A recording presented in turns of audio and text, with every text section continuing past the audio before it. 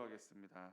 하나님, 이 시간 드려진 예물이 있습니다. 범사에 감사하여 드리고 또 1,000번째 제단으로 하나님 교회가 이 지역의 영혼 구원에 앞장서서 모두 한마음 되기를 원하고 성령 충만한 목사와 푸른 초장으로 인도하는 그런 목사가 또 자녀와 모든 것들 하나님께서 구원하고 인도해 달라고 원하는 마음으로 기도의 재단에 쌓아오니 하나님 그 기도의 재단에 복을 더하여 주옵소서.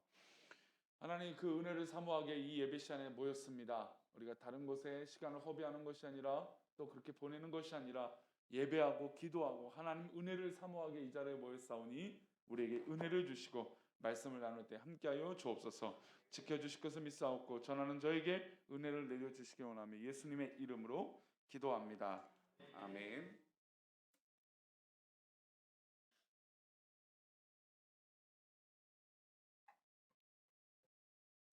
네.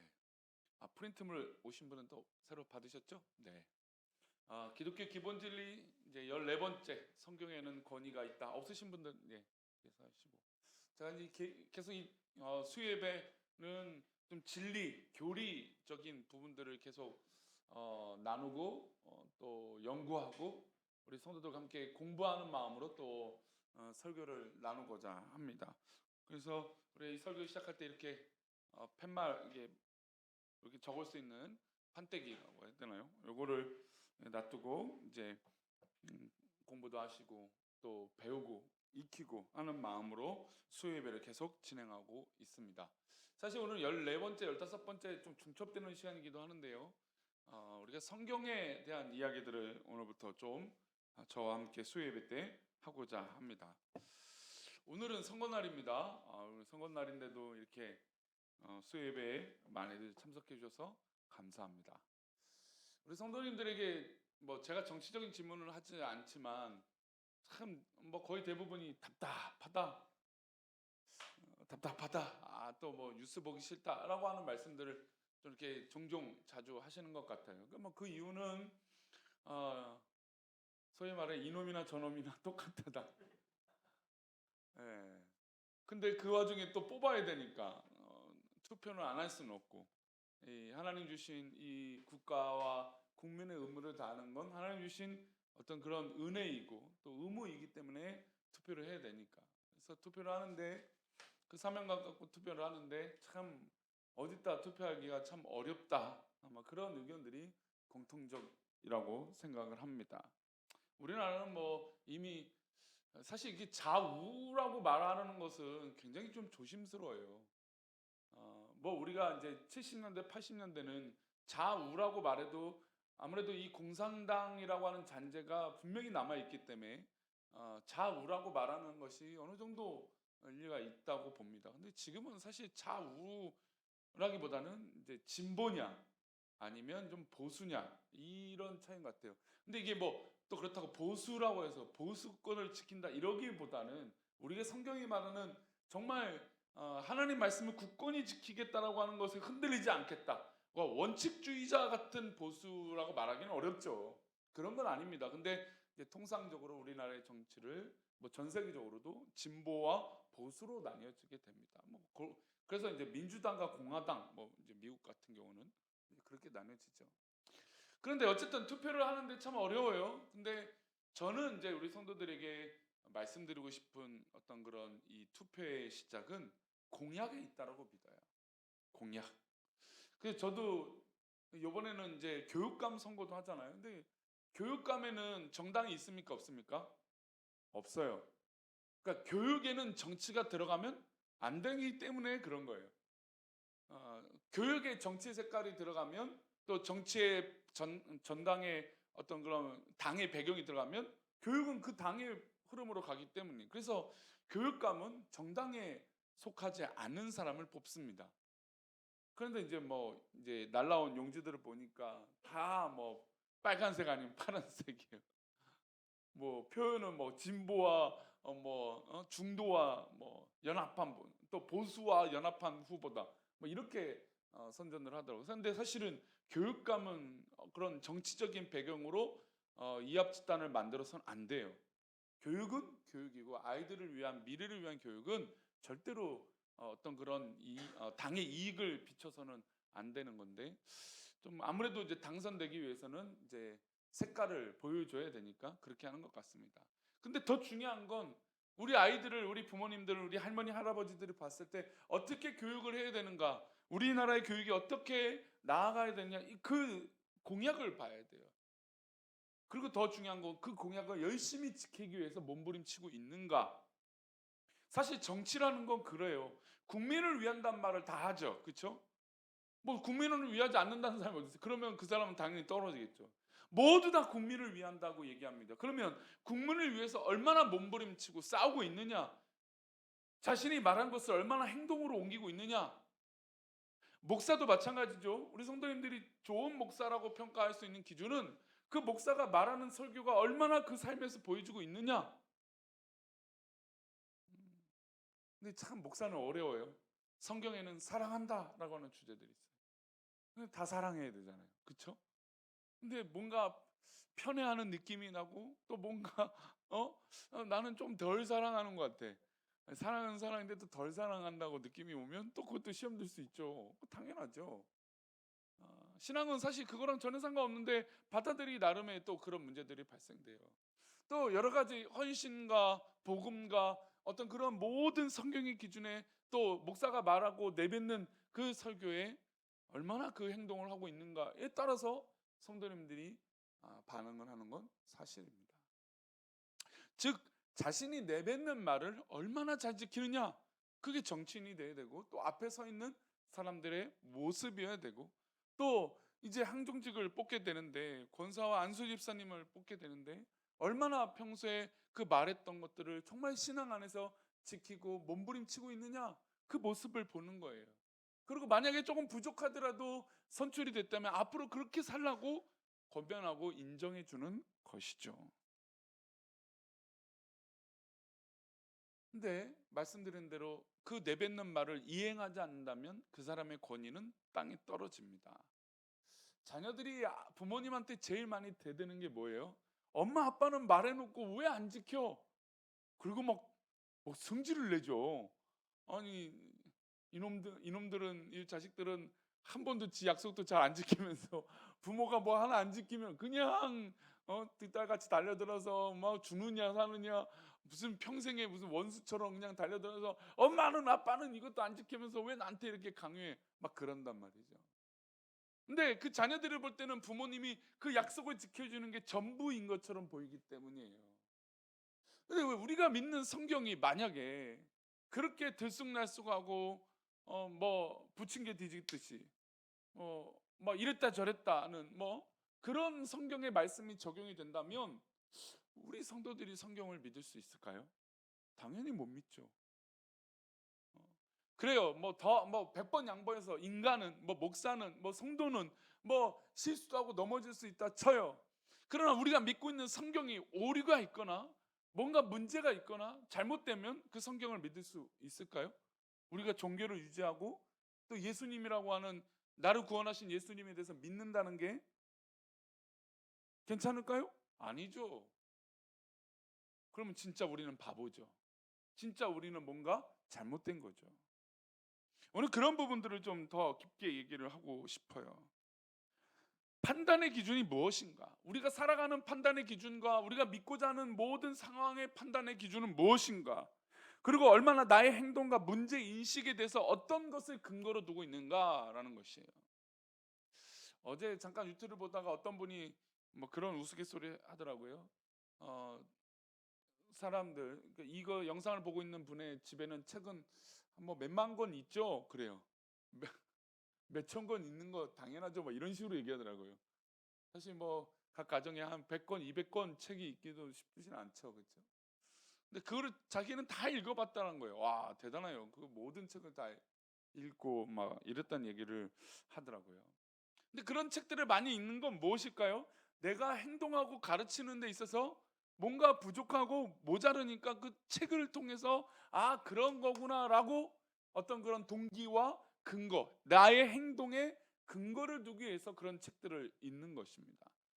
또 배움을 통해서 내가 변화하고 그 배움을 통해서 가르쳐이기 때문에 그렇게 하는 것이죠. 그래서 우리 신앙생활에 나의 행동을 하는 그런 근간이 되는 것이 무엇이 되어야 되는가? 목사의 말이나 성도의 말이나 어떤 그런 정치적인 배경이나 어떤 사회학적인 배경이 되어서는 안 돼요. 우리의 행동의 근간은 성경이어야만 합니다. 아멘. 우리가 기도하고 우리가 고민하고 모든 것을 행동하고자 하고 자녀를 가르치고 훈육하고 또 남편과 아내와 가정과 사회생활과 모든 행동의 근간은 바로 말씀이어야만 합니다. 말씀으로 근거할 때 우리가 흔들리지 않게 되는 것입니다. 그러면 우리가 이렇게 말씀에 근거해서 행동할 수 있는 이유가 뭘까요? 첫 번째, 성경에는 권위가 있어요. 어떤 권위가 있는가? 마태복음 22장 31절입니다. 함께 읽겠습니다. 죽은 자의 부활을 논할진대 하나님이 너에게 말씀하신 바. 자, 여기서 두 가지가 나와요. 첫 번째는 죽은 자의 부활. 죽은 자의 부활이 있을 수 있느냐? 부활 논쟁이에요. 부활이 있느냐 없느냐?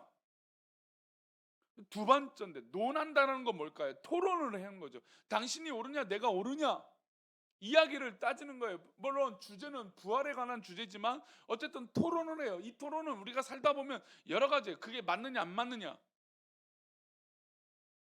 그런데 그 맞느냐 안 맞느냐에 대한 이야기들을 누가 하고 계신다는 겁니까? 하나님이 너에게 말씀하셨다는 겁니다. 즉 성경에는 우리가 난제로 여겨지는 문제들, 우리가 해결하기 어려운 문제들, 또 우리가 당연하게 여기는 그런 삶의 모든 방법들을 포함한 것들의 모든 행동과 토론의 기반은 바로 성경에 있다. 왜요? 하나님이 성경을 통해서 말씀해 주셨기 때문이에요. 만약에 이 성경을 통해서 어떤 목사나 어떤 뭐 현인이나 어떤 똑똑한 사람이 기록한 것이다. 그러나 그것은 틀릴 수가 있어요. 제가 이번 주 이제 그 공부하는 것 중에 특강을 이제 하나 듣겠는데, 이 특강 강사가 어떤 사람이냐면 그 유전학자예요. 유전학자. 유전학자에서도 유명한 뭐 교수님이세요. 뭐 경희대에서 네. 아, 학교는 제가 정확하지 않은 것 같아요. 근데 하여튼 그 대학교 교수님이신데 유전학적으로 공부를 하고 있는데 유전학을 공부하면 공부할수록 진화론은 말도 안 된다. 이거를 진화론을 믿는 건 마치 미신을 믿는 것과 똑같다. 그러니까 연구하고 자기가 주업으로 사는 거잖아요. 그렇죠? 교수로 사는 거잖아요. 근데 자기가 이것을 연구하면 연구할수록 문제가 너무너무 많다. 진화론은 잘못됐다. 지금 유전학은 어떻게 보면 뭐 20세기 이후, 그러니까 진화론을 말했던 사람이 누구죠? 다윈이잖아요. 다윈은 사실 유전학적으로는 전혀 무지한 사람이에요. 근데 그때는 그게 뭐 그렇게 말해도 증명이 안 되니까 뭐 어느 정도 뭐 그럴싸하다 할 수 있어요. 근데 과학이 발달하고 뭔가 증명해 낼수록 무엇입니까? 그것이 아니다라는 걸 더 많이 증명하게 된다는 것이죠. 인류 역사상 가장 유명한 과학자라면 아인슈타인을 말해요. 뭐 천재 중에 천재죠. 사실 그가 기반으로 따졌던 과학의 법칙들이 아직도 과학의 이론들이 지금도 통용돼요. 그런데 한 7, 80년이 100여 년의 시간이 지난 지금으로 보면 과학이 발달하니까 그가 말한 것들이 틀린 것들이 생긴다는 것이죠. 그러니까 인간이 아무리 연구해서 준비하고 한다 할지라도 지금은 맞는 것 같지만 나중에 틀린 것들이 다 될 수 있다라는 겁니다. 그런데 성경은 구약의 시대, 아담과 하와 이후 시대부터 하나님 창조하신 이후의 시대부터 말씀하신 그 말씀이 이 땅에서 모두 다 이루어지고 있다라는 것이죠. 그리고 그 말씀이 틀림이 없다라는 거예요. 그래서 그 학자가 교수님이 내가 지금 연구하고 업으로 살고 있는 이 유전학을 믿고 내가 밥벌이를 자신도 그렇게 말해요. 밥벌이를 하고 있는 이 삶을 볼 때 뭘 믿는 게 더 현명하는가? 성경을 믿는 게 더 현명하다. 그 성경을 말씀하신 분이 누구예요? 게다가 하나님이시라는 거예요. 어떤 학자나 인간이 아니라는 것이죠. 그러니 성경에는 뭐가 있습니까? 권위가 있는 거예요. 권위가 있으려면 뭐래요? 말하는 걸 지켜야 되거든요. 말하는 걸 이뤄내야 되거든요. 말하는 게 틀림이 있어서는 안 되거든요. 말하는 것이 의심이 생기고 에이 뭐 말도 안 돼 왜 그런 말을 해. 그렇게 되면 권위가 떨어져요. 아까 말씀드린 대로 자녀들이 왜 아빠 약속 안 지켜? 여태까지 다 지켜줬는데. 왜 엄마 약속 안 지켜? 아니 여태까지 다 먹이고 입히고 치워주고 입혀주고 빨래해주고 이게 얼만데? 한 천에 만에 한 가지 안 지켰다고 이렇게 난리를 펴? 근데 그게 그런 것이 인간이에요. 아무리 만 가지 좋아도요 친한 사람이 한 가지 마음 수틀리면요 싫어요. 그게 인간이거든요. 그럼 권위가 떨어져요. 그러나 하나님은 살아계신 하나님은 만 가지 억만 가지 인간이 들여다보는 모든 판단의 기준에 틀림이 없는 분인 줄 믿습니다.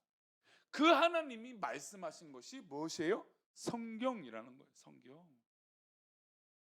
그래서 성경은 뭐가 있다고요? 권위가 있어요. 권위. 우리 이사님 뭐 워낙 우리 조경영 이사님 유명한 컨설팅 그렇죠? 진짜 잘하시는 컨설팅 이 보험 쪽으로 유명하신 컨설팅. 근데 우리 이사님이 컨설팅을 하는데 만약에 내가 말하면서도 걱정이 되고 이거 좀 의심스러운데 이러면 어떻게 될까요? 그러면 인간은 감추게 돼요. 그럴 수 있죠, 이사님? 맞아요. 왜냐하면 뭔가 부족한 게 있잖아요. 100점짜리, 1000점짜리 보험이 어디 있어요? 뭔가 부족하고 또 사업이라는 것이 있기 때문에 이익을 뭔가 보이기 때문에 그래서 뭔가 맞추지 않아요. 그래서 보험을 몇 개씩 들어요, 보통? 최소 두세 개씩은 들어야 돼요. 보완해주는 보험들이 있어야 돼요. 근데 그게 보험이죠. 근데 애초부터 딱 100점짜리 만들면 좋겠지만 그러면 어디가 망해요? 사님 망하는 거예요. 그렇잖아요. 영업할 필요가 없잖아요. 그러니까 인간은 그런 틈을 만들어낼 수밖에 없어요. 아무리 사실 보험이라는 건 제가 예전에도 말씀드렸지만 보험이라는 건 기독교에서 시작했다니까요. 교회가 성도들과 어린아이, 버려진 아이들을 케어하는데 감당이 안 되는 거예요. 그래서 재단을 만들어서 이 아이들이 또 버려진 사람들이 또 어려운 사람들이 혜택을 받을 수 있도록 보험의 재단을 만들어서 혜택을 볼 수 있게 도움을 줄 수 있게 시작했던 게 기독교예요. 개신교예요. 그런데도 불구하고 인간의 욕심과 인간의 오류와 인간의 어떤 것은 잘못된 판단으로 인해서 허점이 생겨요. 권위가 떨어져요. 그러나 하나님은 권위가 떨어지지 않는 살아계신 하나님이신 줄 믿습니다. 두 번째로 이 성경이 왜 권위가 있고 이 성경이 왜 살아있는 것이 되느냐? 바로 하나님의 영감을 받았기 때문이에요. 우리가 너무나 잘 알고 외우고 있는 말씀이에요. 디모데후서 3장 16절입니다. 함께 읽겠습니다. 모든 성경은 하나님의 감동으로 된 것으로 교훈과 책망과 바르게 함과 의로 교육하기에 유익하다. 하나님의 감동 모든 성경이에요. 지금 우리가 읽고 있는 66권의 이 성경은 하나님의 감동으로 된 것으로 뭐예요? 교훈, 책망, 바르게 함과 의로 교육하게. 우리가 성경을 바라볼 때 좀 편견을 갖고 있는 게 성경은 마치 뭔가 믿음에 대해서 신앙에 대해서 구원에 대해서 뭐 하나님의 사랑에 대해서만 얘기한다고 생각을 해요. 그렇잖아요? 와, 우리 성경은 그냥 내 믿음이 더 좋아지는 부분들이야. 근데 성경은요 모든 인간의 문제들을 다루고 있어요. 그래서 교훈을 주는 거, 그렇죠? 그리고 인간은 책망하는 거, 때로는 이것은 받아들이기 어려운 문제일 수도 있어요. 그리고 바르게 함과 의로 교육하기에도 유익한 게 바로 무엇이다? 성경이다. 내가 바라보는 성경의 기준이 다 옳고 좋은 거지만 그와 더불어서 교훈과 책망과 바르게 함과 의로 교육하기에 저는 이제 최근에 한국 사회가 인본주의, 그러니까 인간주의, 그러니까 이기주의를 넘어서 인간이 우선인 것처럼 교육과 모든 철학들이 설정이 되어지고 있다고 생각해요. TV에서 유명하다고 말하는 모든 사람들도 인간 인격을 존중한다, 인간을 존중한다. 그래서 인간주의로 사회가 흘러가요. 그런 사람들이 실제로 인기를 얻어요. 그런데 거기엔 큰 함정이 있어요. 성경은 분명히 교훈과 책망과 바르게 함가에 있어요. 진짜 하나님 말씀에 살아계심에 바르게 함이 기준이 되어야 되는데 인간이 우선이 되다 보니까 인간이 좋은 거, 인간이 기뻐할 만한 것만 박수를 쳐주고 그것만 뭔가 해결책을 내놓아서 인정을 받는 것이죠. 그러나 그것은 큰 함정이 있어요. 성경이 참 놀라운 건 교훈과 책망을 주는 것뿐만 아니라 바르게 함과 의로움도 주기 때문이에요. 그러니까 뭐 그냥 당근만 계속 줘서 잘 된다 잘 된다 이게 아니라는 거죠. 근데 사람이 인기를 얻으려면 어떻게 돼요? 잘 된다 잘 된다 박수 쳐주는 것만 하는 사람이 인기를 얻을 수 있잖아요.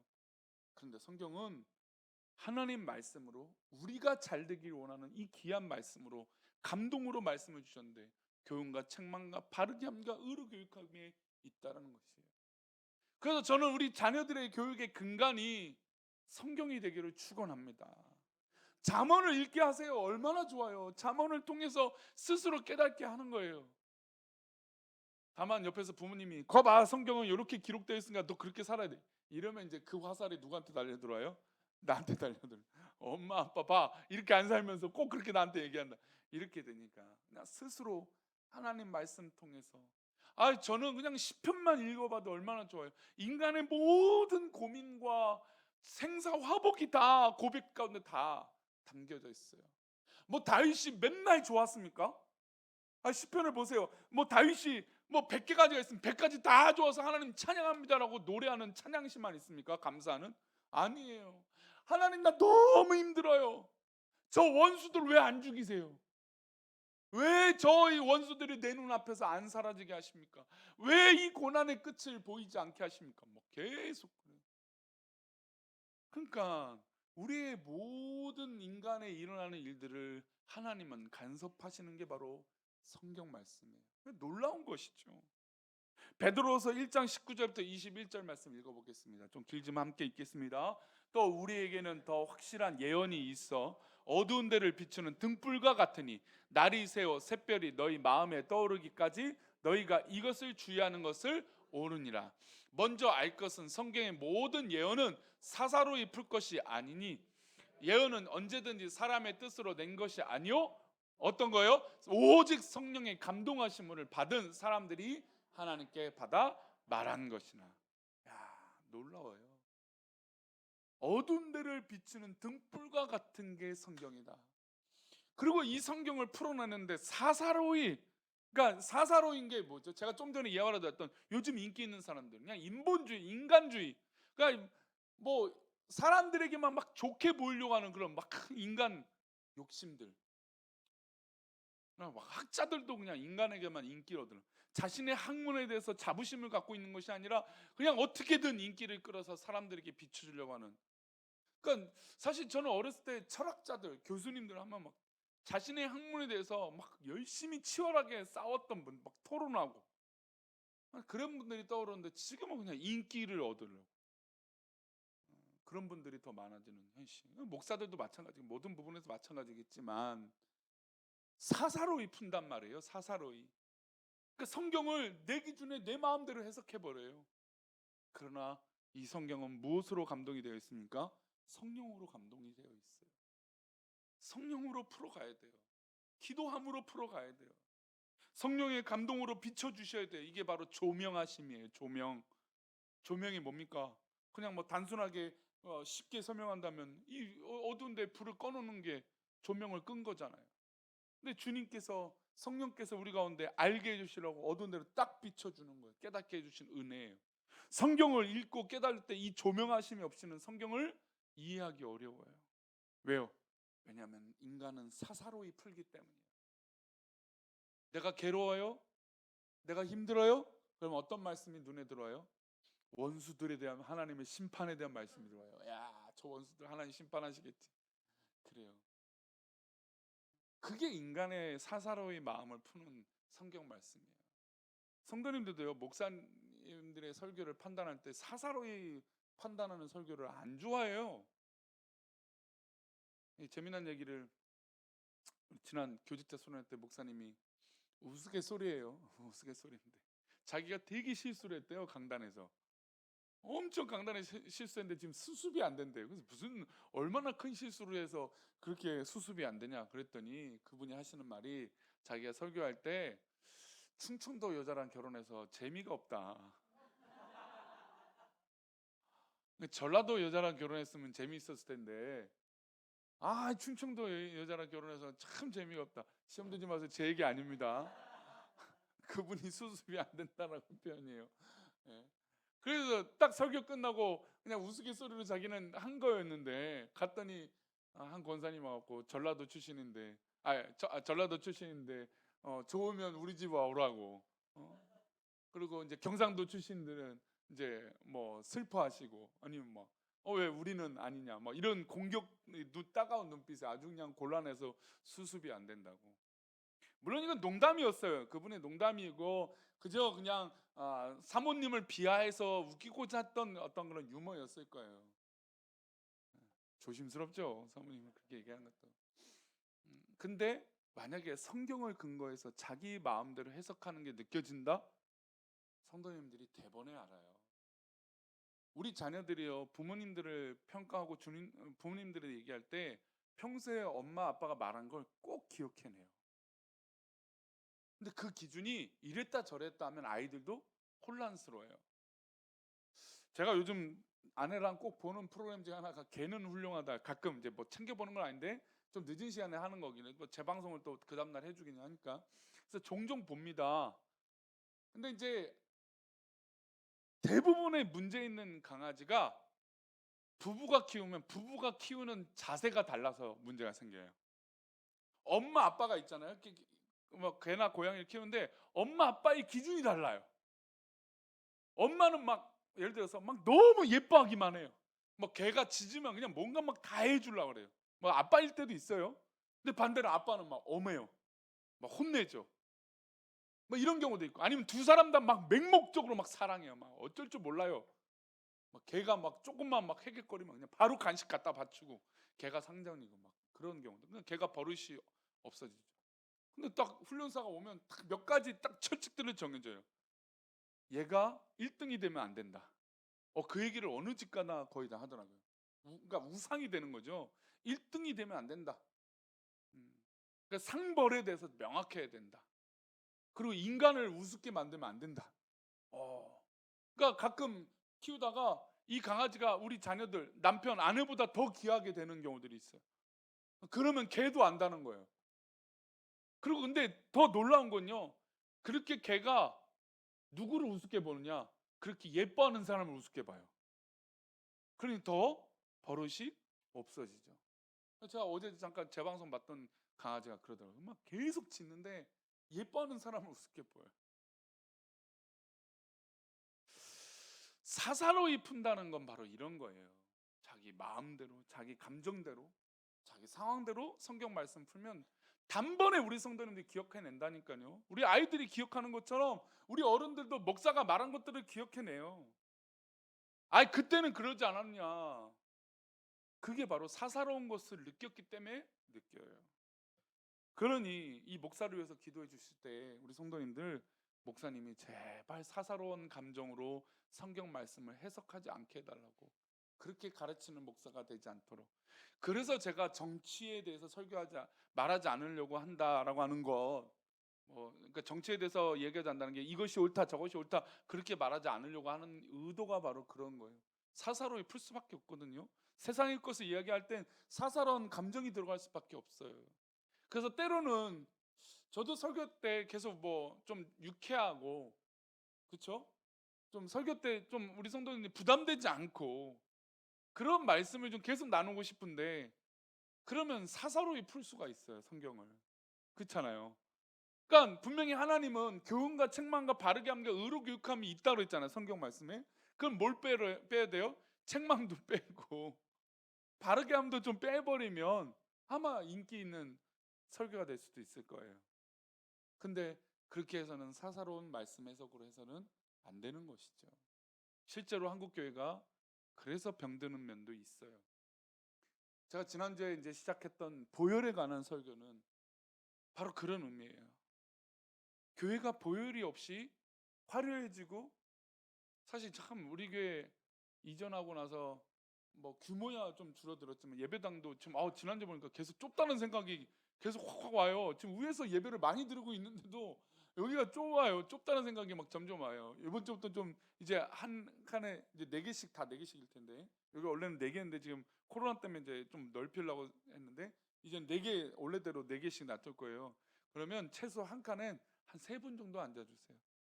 가끔 이제 너무 답답하신 분이 있어서 좀 떨어 앉으시려고 하는 분이 있는데, 그런 분은 제하고는 웬만하면 이제 이렇게 좀 주일 예배 같은 경우 수요일은 좀 널찍하게 앉으시면 되고, 주일 예배는 그렇게 드리시면 돼요.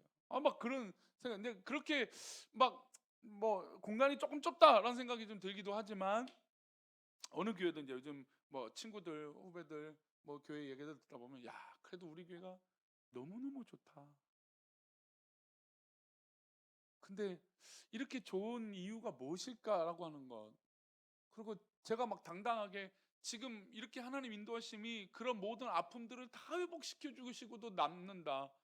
얼마나 감사하냐. 제가 친구 목사님한테, 선배 목사님한테 그 얘기를 한 적이 있어요. 제가 부임해서 헌금 설교를 한 적이 없습니다, 목사님. 제일 싫은 설교거든요. 솔직히 그렇잖아요. 우리 성도님들 아무리 신앙 좋으신 분도 헌금 설교한다면 그렇게 썩 좋아하지 않으실 거예요. 헌금 설교는 안 했습니다. 하나님 거 구별하라고 막 그렇게 재촉하지 않았습니다. 물론 그게 다 좋다라고 말하는 건 아니지만, 목사가 참 힘든 선택이기도 해요. 그러니까 그게 뭐냐면 교훈과 책망을 해야 되잖아요. 그러니까 헌금하는 건 사실 책망이 좀 가까워요. 아무래도 안 하는 분들이 많으니까. 이러면 또 헌금 설교 한 것처럼 되네요. 근데 성경을 그렇게 풀어가면 안 되는 거예요. 그래서 제가 부여 잡으려고 하는 건, 우리 교회가 좋다라는 건 그런 어려움들이 있었기 때문이에요. 그 어려움 가운데 정말 말도 못하는 이 미미한 법 때문에 교회가 핍박을 받은 것을 경험했기 때문이에요. 전 어제 뉴스를 듣다가 가슴을 쳤어요. 어떤 뉴스를 듣냐면, 왕릉 뷰 아파트라고 유명한 아파트가 있어요. 법대로 한다면 그건 젖어서는 안 돼요. 그쵸? 근데 누군가 실수했겠죠, 행정적으로. 그래서 문화재청이 안 된다, 브레이크를 걸었어요. 이게 솔직히 다진 아파트 부실한 얘기예요. 근데 그럴 수 있습니까? 안 되죠. 근데 어제 뉴스에 인천구청에서 허가를 내려줬어요. 입주 허가, 준공. 그러니까 바로 뭐예요? 이사를 하겠죠.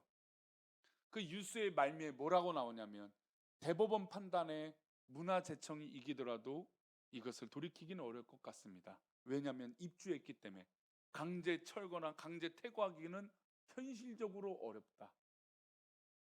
말 안 되죠. 지금 시대가 그런 시대인데 우리는 그것을 경험했어요. 말이 안 되는 걸 경험한 거예요, 사실. 강제 퇴거라는 건 있을 수 없어요. 전 세계적으로도요. 아니 물론 중국도요. 길을 내는데 거기 중앙에 알박이를 해요. 물론 나중에 철거가 되고 어쩔 수 없이 이런 이 고립이 되니까 철거가 될 수밖에 없죠. 고립이 되니까. 그런데 안 돼요. 중국도 그것을 함부로 못 해요. 근데 우리나라가 그런 게 있어. 너무 후진국법이죠. 근데 그 아픔들을 어떻게 해요? 그런 책망이 있으니까, 그런 경고가 있으니까 지금 저는 보혈에 대해서 설교를 할 수 있는 것이에요. 전 그래서 감사했어요. 당분간 이 보혈에 대해서 얘기를 할 거예요. 보혈에 대해서 얘기할수록 아마 우리에게 찔림이 있을 수도 있어요.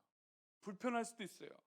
제가 지난주 설교 중간에도 그런 얘기 들었지만, 목사가 설교를 그냥 성도들 좋은 이야기들 하는 것이 유익하고 편할 수도 있어요. 잘 된다, 잘 된다, 잘하고 있다, 잘하고 있다 해도 돼요. 칭찬은 고래를 춤추게 하니까. 실제로도 뭐 그렇게 인본주의적 설교를 할 수 있어요. 그러나 그것이 성경을 받아들이는 우리가 취할 태도는 아니에요. 성경을 믿고 성경을 사랑하고 성경 말씀대로 역사하심을 믿는 성도는 사사로이 푸는 것이 아니라 하나님 말씀대로 풀어나가는 것인 줄 믿습니다. 우리는 그것을 믿는 신앙인이에요. 우리는 그것을 믿고 사모하고 있는 것이 바로 성경입니다. 그 성경 말씀에 오늘도 사로잡혀서 승리하는 우리 귀한 성도님 되시기를 축원합니다. 이렇게 하니까 또 무겁죠? 이게 참 무거울 수 있어요.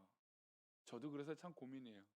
그러니까 성경의 원론을 얘기할수록 마음이 무거워져요. 왜요? 내가 그렇게 못 사니까. 참 그게 느껴져요. 목사도 그게 그렇게 못 사니까. 하지만 하나님은 너가 그렇게 못 사니까 라고 경고하시는 건 아닌 것 같아요. 우리가 앞으로 더 잘해보자. 부족해도 괜찮아. 약해도 괜찮아. 넘어져도 괜찮아. 그러나 이것이 진리인 것은 믿어요. 저는 그게 하나님 말씀이라고 믿습니다. 오늘도 그 하나님 말씀, 살아계신 하나님 말씀으로 승리하는 저와 여러분 되실 줄 믿습니다. 아멘. 우리 찬양하겠습니다. 우리 힘차게 나 주의 믿음 갖고, 나 주의 말씀 갖고, 나 주의 진리를 갖고 힘차게 찬양합니다.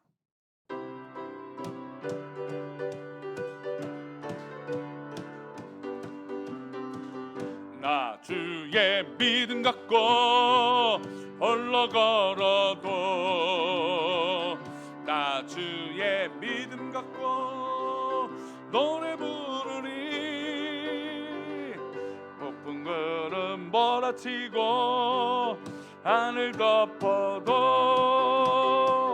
나 주의 믿음 갖고 실망치 않네. 주는 내 친구,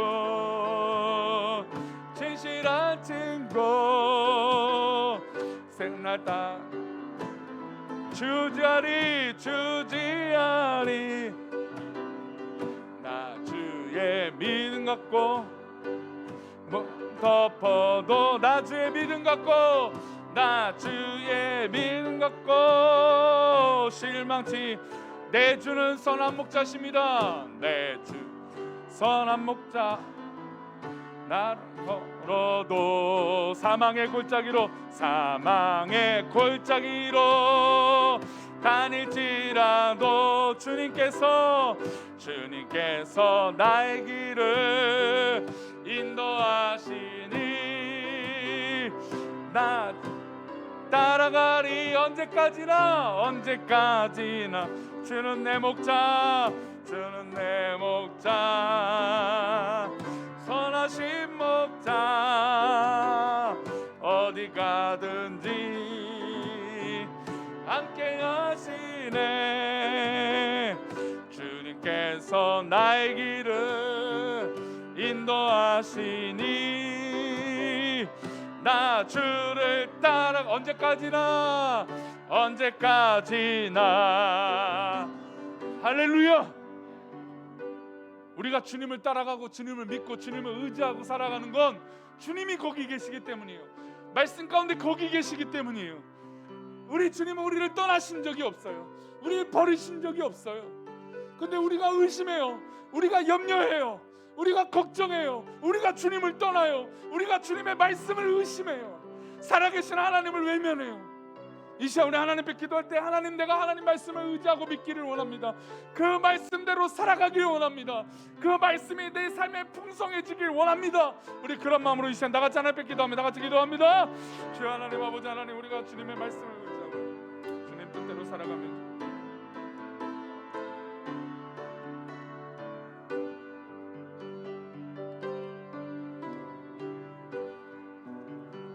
하나님의 크신 은혜로 우리 모든 성도들이 주님의 말씀 가운데 사로잡히며 그 말씀 가운데 살아가게 부족함 없는 모든 성경의 말씀, 하나님 말씀 되게 도와주옵소서. 주여, 주여.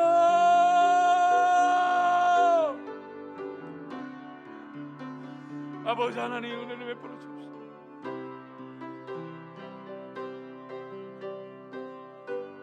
주여, 은혜를 베풀어 주옵소서. 하나님의 크신 길 가운데 나가며 오 주여, 아버님 돌보아 주옵소서. 아버지 역사해 주옵소서. 오 주여,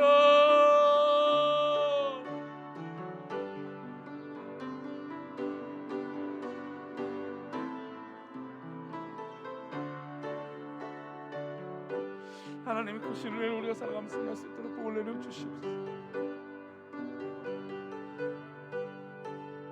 아버지,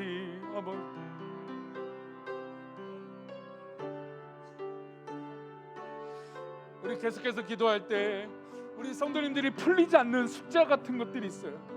어려움 당하고 이해되지 않는 어려움들이 있을 수 있어요. 이 시간 기도할 때 하나님, 우리가 그 문제와 어려움들이 해결되길 원하는데 하나님 말씀으로 해결받길 원합니다. 주님의 말씀으로 위로받기를 원합니다.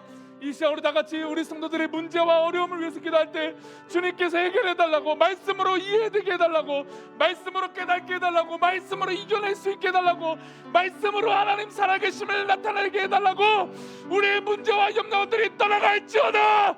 이 시간 우리 다 같이 하나님 앞에 기도합니다. 하나님 아버지, 우리가 주님의 이름으로 우리 모두 다 주님의 역사 가운데 우리의 염려와 고민들을 내려놓기를 원하오니 하나님 아버지 붙잡아 주시고 인도하여 주시옵소서.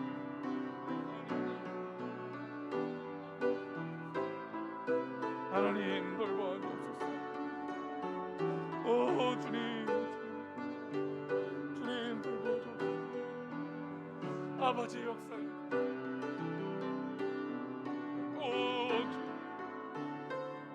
주님 돌보아 주셔서 우리의 문제와 염려들을 주님께서 아시오니 하나님 붙잡아 주시고 역사에 주옵소서. 주여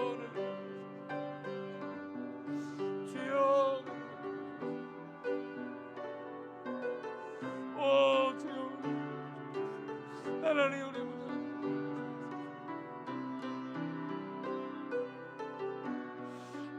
주여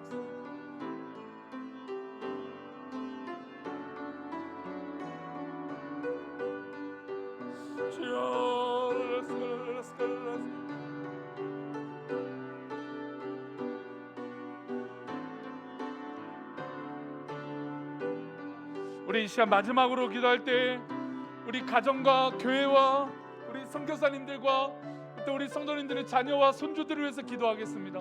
하나님, 우리 자녀들, 우리 손주들, 우리 각 가정의 여러 가지 남편과 아내, 하나님 부모님들 기억하여 주시고 하나님 축복으로 인도해 달라고, 우리 교회가, 우리 선교사님들이, 우리 모든 역사들이 우리 교회 통해서 일어나게 해달라고, 우리 교회를 위해서, 우리 성도님들의 자녀들을 위해서, 가정을 위해서 이 시간 하나님 앞에 기도하고 다 같이 기도합니다. 하나님 아버지,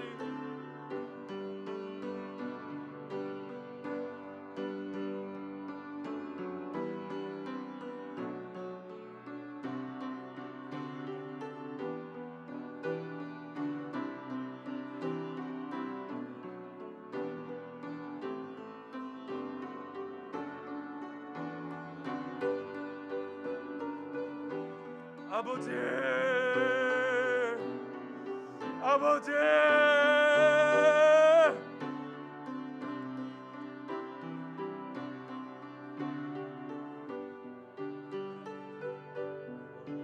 하나님의 크신 계획으로 우리 가정과 우리 자녀들과 우리 손주들이 하나님 믿음 안에서 있기를 원하오니 하나님 기름 부으시고 함께하여 주시옵소서. 주님 돌보아 주시옵소서.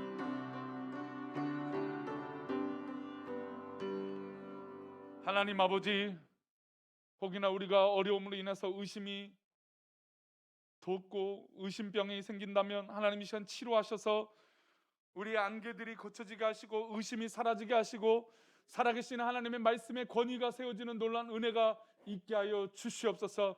말씀으로 중심을 잡게 하시고 말씀으로 위로를 받게 하여 주시고 말씀으로 책망도 받게 해 주시되 그 모든 것이 우리가 잘되고 하나님 앞에 복이 되는 것인 줄 믿사오니 그 말씀이 살아계심이 우리를 쪼개고 우리를 치유하고 우리를 고치기에 부족함 있는 놀라운 하나님 말씀 되게 도와주시옵소서.